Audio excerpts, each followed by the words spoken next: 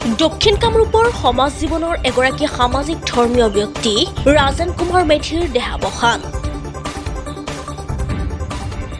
দক্ষিণ কামৰূপ অঞ্চলৰ প্ৰাণকেন্দ্ৰ মিৰ্জা আঞ্চলিক দুৰ্গা পূজা সমিতিৰ সভাপতিৰ দায়িত্ব বহু বছৰৰ পৰা নিষ্ঠাৰে পালন কৰি আহিছিল ৰাজেন কুমাৰ মেধিয়ে। অঞ্চলটোৰ বহুতো অনুষ্ঠান প্ৰতিষ্ঠানৰ লগত সক্ৰিয়ভাৱে জড়িত আছিল ৰাজেন কুমাৰ মেধি।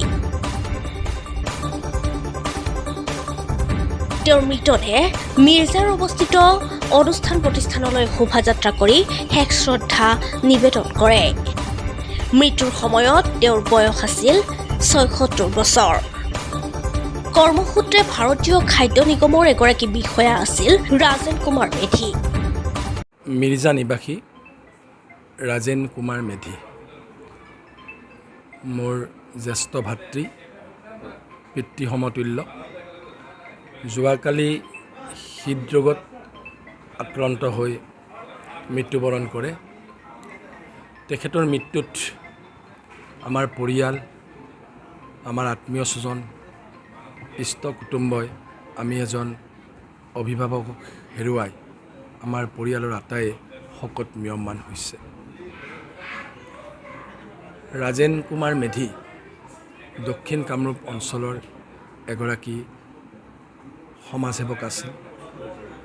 সমাজৰ বিভিন্ন দিশত তেখেতে আগভাগ লৈছিল আৰু তেখেতৰ মন প্ৰাণ এজন ধৰ্মীয় ব্যক্তি হিচাপেও তেখেতে সমাজত আগভাগ লৈছিল।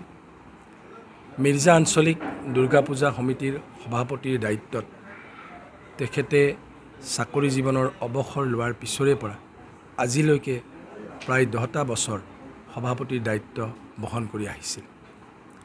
লগতে এই অঞ্চলৰ অনুষ্ঠান প্ৰতিষ্ঠানৰ লগত তেখেত জড়িত হৈ আছিল।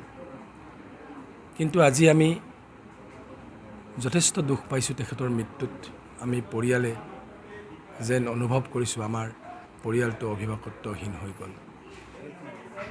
ৰাজেন চন্দ্ৰ কুমাৰ মেধি ডাঙৰীয়া আমাৰ এই অঞ্চলৰ এজন জনপ্ৰিয়, মানুহক মৰম আদৰ দিব পৰা এজন ব্যক্তি আছিল।